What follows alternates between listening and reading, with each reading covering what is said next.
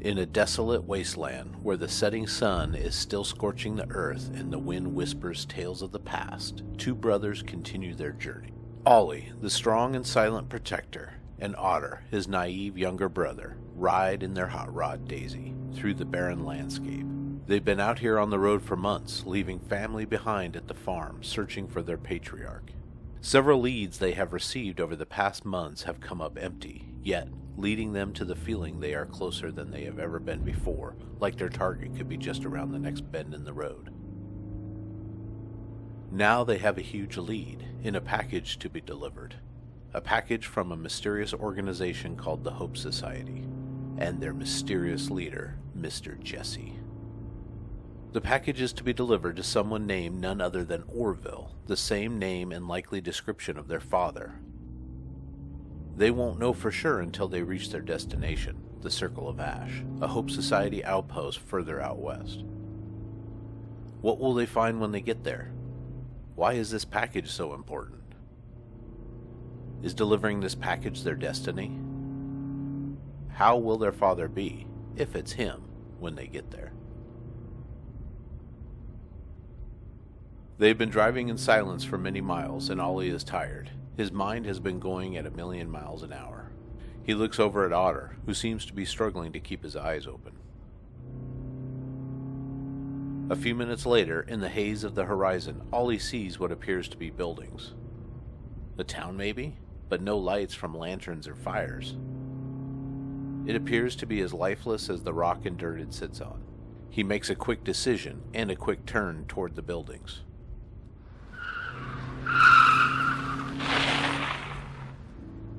They need a place to rest, shake off the road dust, and do more maintenance on the car and themselves. Little do they know, a sinister force lurks in the shadows, waiting to strike.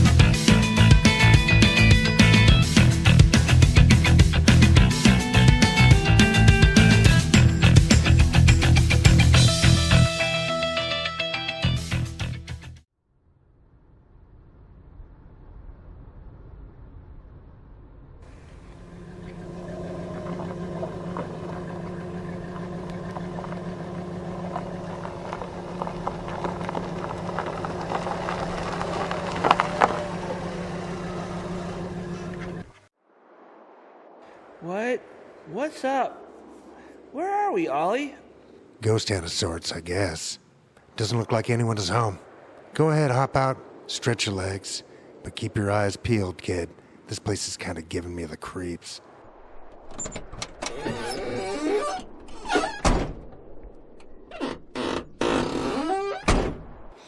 Ah, come on, Olly. What's the worst that could happen? It's just an old abandoned town in the desert. I mean, what could go wrong? Maybe we'll find a cactus to keep us company. No joke, Otter. You know the drill. Could be danger here. Stay alert. Should I go take a look around? There might be something useful. Yeah, just don't wander too far. Maybe find a place to bed down for the night. Something more comfortable than inside old Daisy. She's getting a little ripe inside. Can use an airing out. You got it. Maybe there's some beds around here somewhere. Hey, before you go, grab the toolbox from the back. I'm going to clean out some of Daisy's components.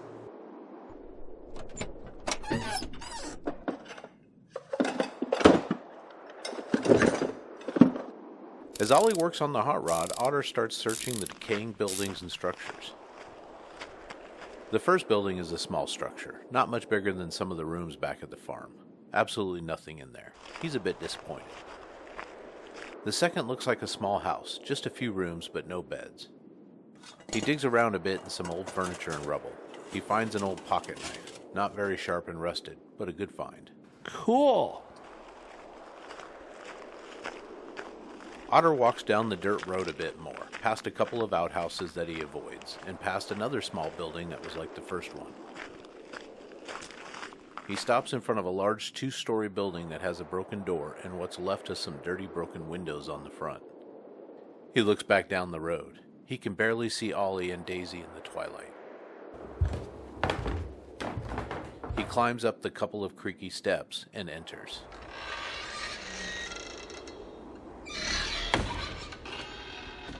This one appears to be, to him, a meeting place with lots of tables and chairs around a long bar spanning the width of the place. It's dark, and the sharp desert breeze is blowing through all of the gaps in the structure.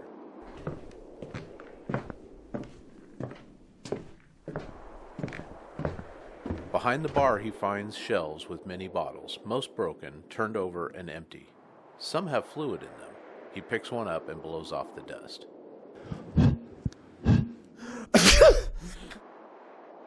He tries to read the ancient label on the bottle, but doesn't recognize the words.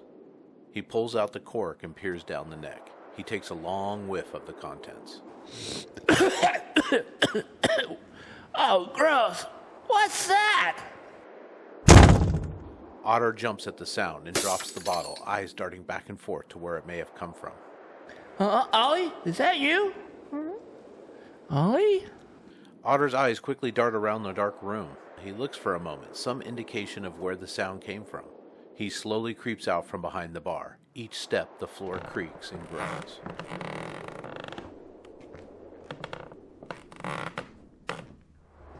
Ollie!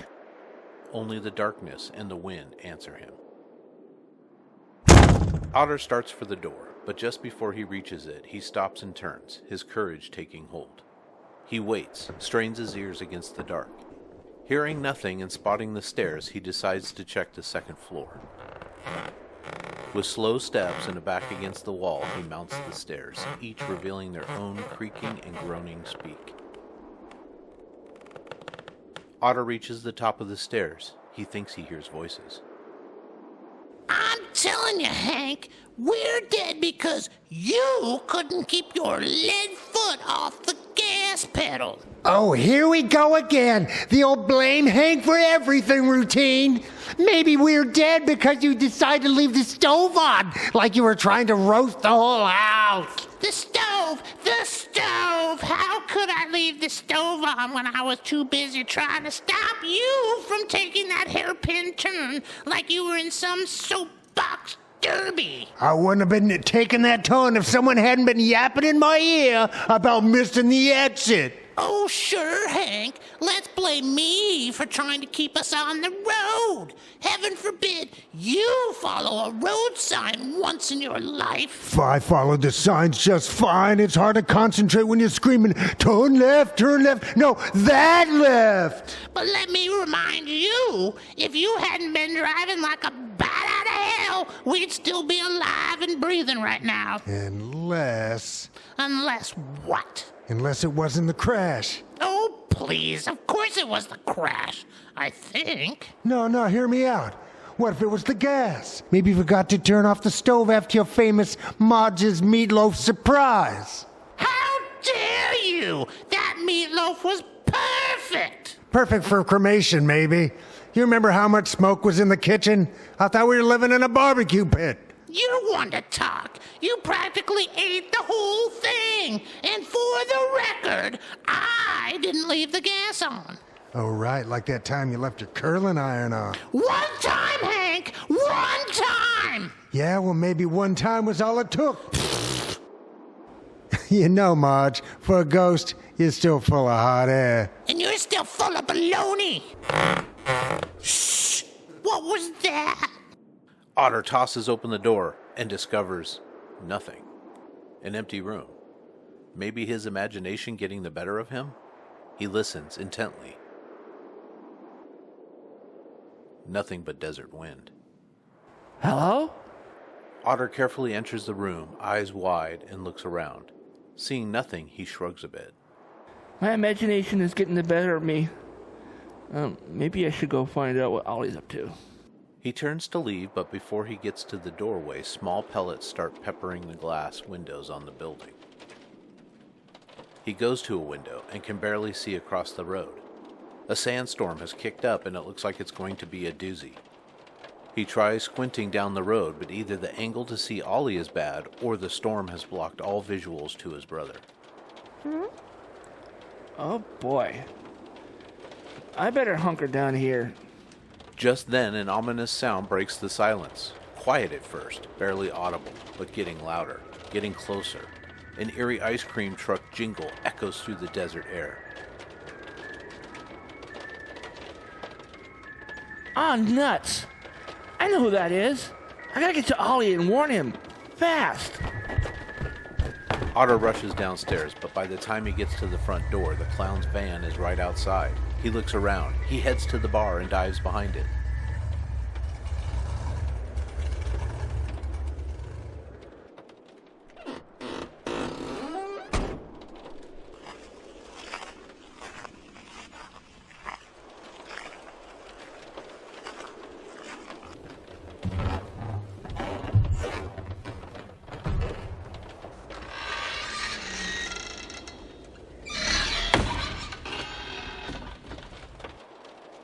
Okay, Otter. Think. It's just a creepy maniac with a huge knife. Nothing to worry about, right? Hello. Where are you hiding? I just want to play with you. Forever. Otter looks around, needing a plan. He spies the staircase 10 steps away. He spies a closed door to the back room. Locked? The maniac has got to have the front door blocked. He decides. Nope. I'm not dying in this crusty old building. Otter scrambles behind the bar, knocking over empty bottles and glasses with clatter. He carefully crawls towards the back room door. Oh, I heard that. You're not very good at playing hide and seek, are you? Are you thirsty, little boy? I can make you a nice cocktail with a twist. Sloppy slams his knife into the bar above Otter's head with a loud thunk. Found you. Nope, you didn't. Bye. Otter jumps up and grabs the door handle to the back room. The door doesn't budge at first. He turns his head back to look at the clown. Sloppy struggles a second to pull his knife from the aged wood bar. Otter puts all of his weight and panic into the door and it finally gives. He jumps through and shuts it behind him in one surprising deft move. He's now looking around for a place to hide. Oh, you're fun. Otter is in a storage room filled with barrels, crates, and various boxes. He quickly pushes a few of them against the door and then hears a faint knock. You're making this so much fun, kid. The clown starts stabbing at the door with his knife.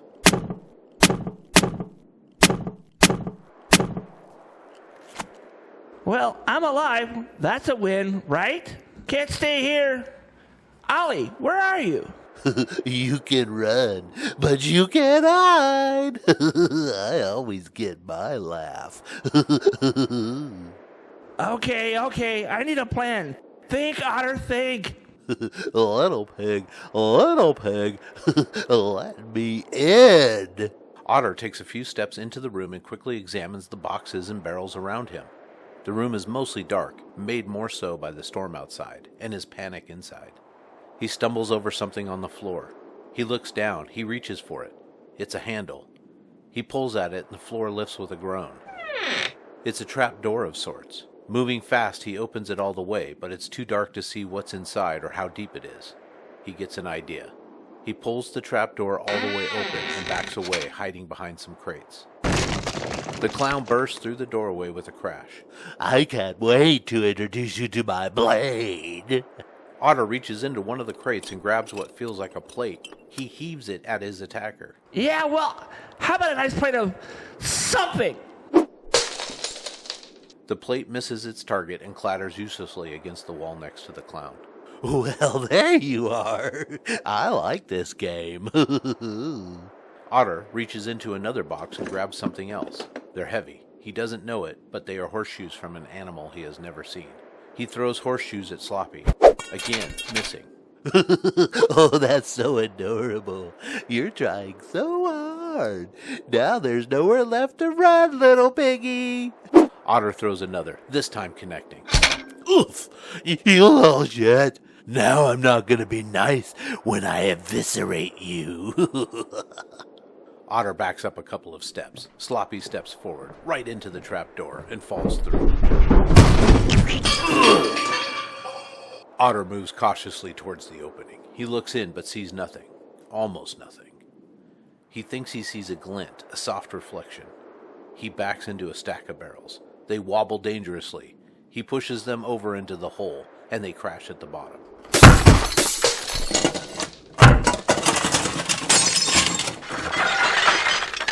He pushes another stack down. After a moment or two, Otter nervously smiles. Say hello to gravity, you creepy grease-painted psycho. Otter turns and walks back towards the front of the building. He wants nothing more than to get to Olly. Then, from below... That was a mistake. Ah, come on! Can you just die or something? Otter runs to the front door, unsure he wants to chance it in the storm. The outside looks completely impassable. He looks over his shoulder at the stairs and decides to go up rather than out. He ascends the stairs just as Sloppy appears from the back. From this higher vantage, it looks to Otter as if the clown is bloody, bruised, and ragged. If at first I don't succeed, try again. Where did you go, my sneaky little friend? We've got a game to finish. Sloppy walks slowly to the stairs.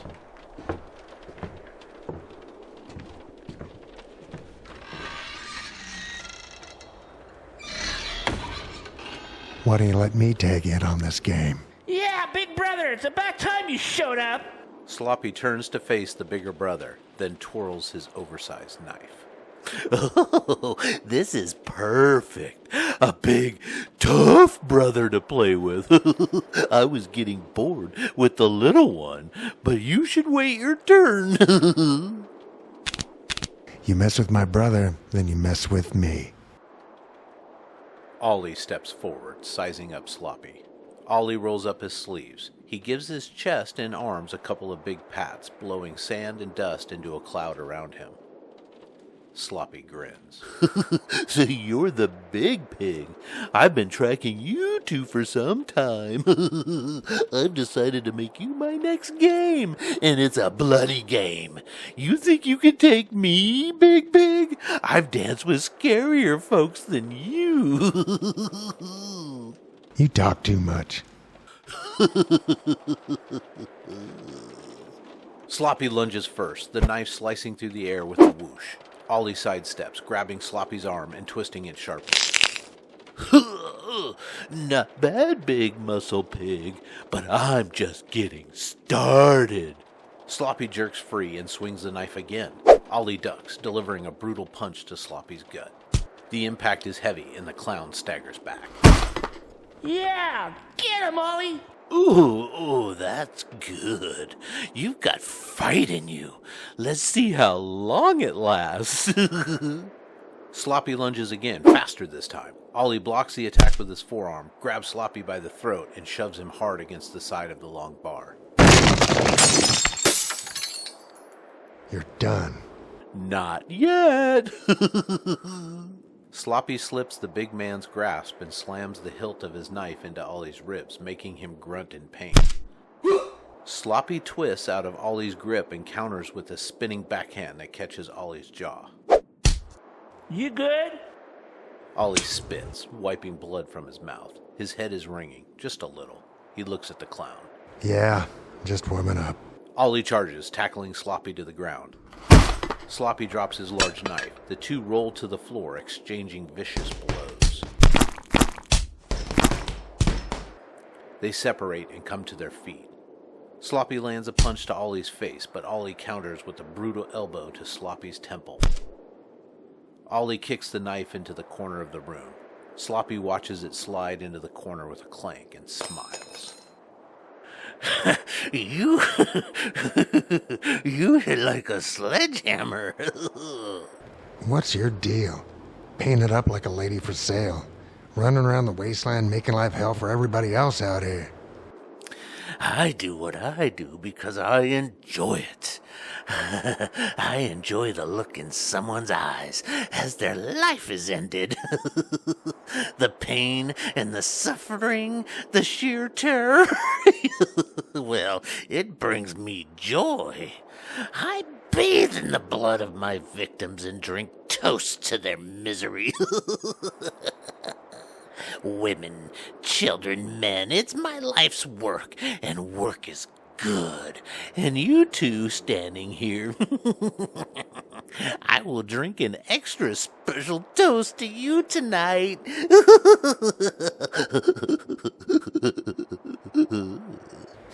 Your theater of pain ends tonight. And you're still standing. Let's fix that. The two circle each other. Olly rushes in fast, grabs Sloppy by the collar, and throws him across the ground. Sloppy crashes into a pile of debris with a loud clatter.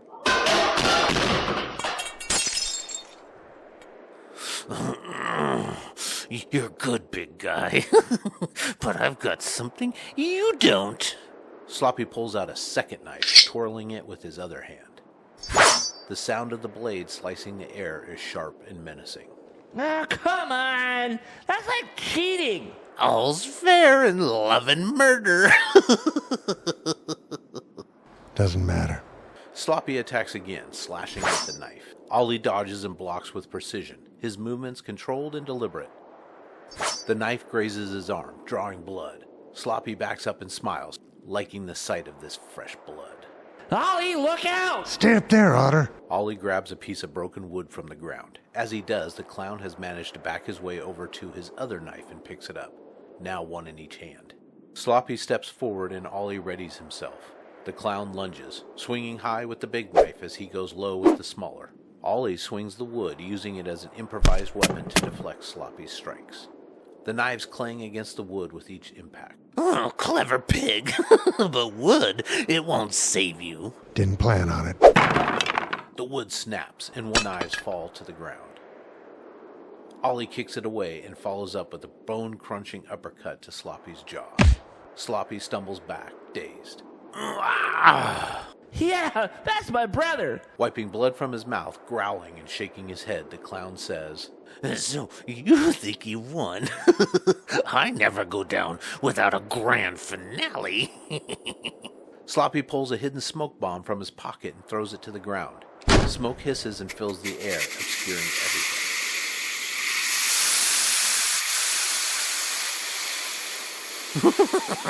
I had this special made, though I never needed it before. Now we get the real fun started. What is he doing now? Stay low, Otter. Stay alert. He's still here.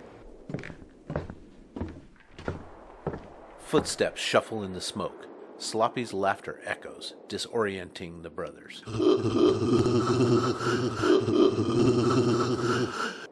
Olly moves slowly, trying to see in the colorful haze. Come on, big pig. Let's keep the fun going. Olly listens carefully, then suddenly lunges, grabbing Sloppy out of the smoke. The two crash to the ground. The clown trying to squirm out, but the big man is too strong. He delivers a rapid series of punches. Stay down, clown. You're through. Each syllable from Olly is punctuated by a punch.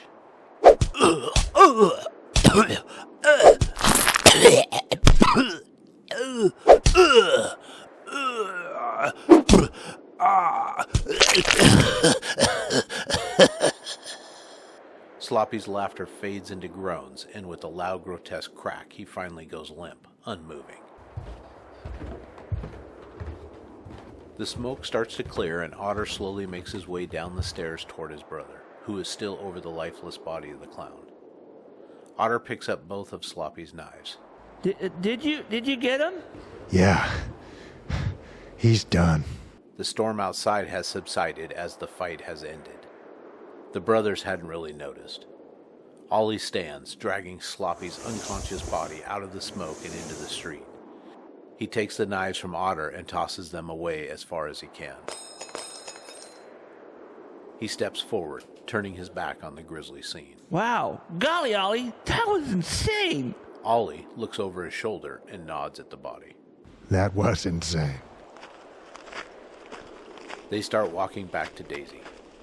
Oh man, I hate clowns. I hate clowns so much. They're the worst. Do you think there could possibly be anything worse out there? We're a magnet for trouble, kid. Come on, let's put some miles between us and this place. And, hey kid, Yeah? sorry it took so long to get to you. I had a hard time getting through that storm. Yeah, but you still came back for me. We'll always have each other's back. The boys make it back to Daisy. Otter wipes the windows as Olly checks the vitals. They hop in and wordlessly nod to each other. Just another night in this crazy adventure.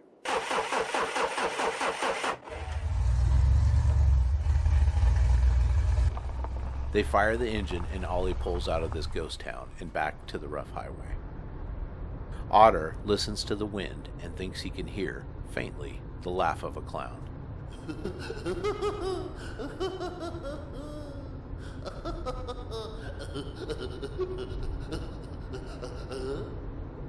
The hot rod roars into the distance as the laughter fades away.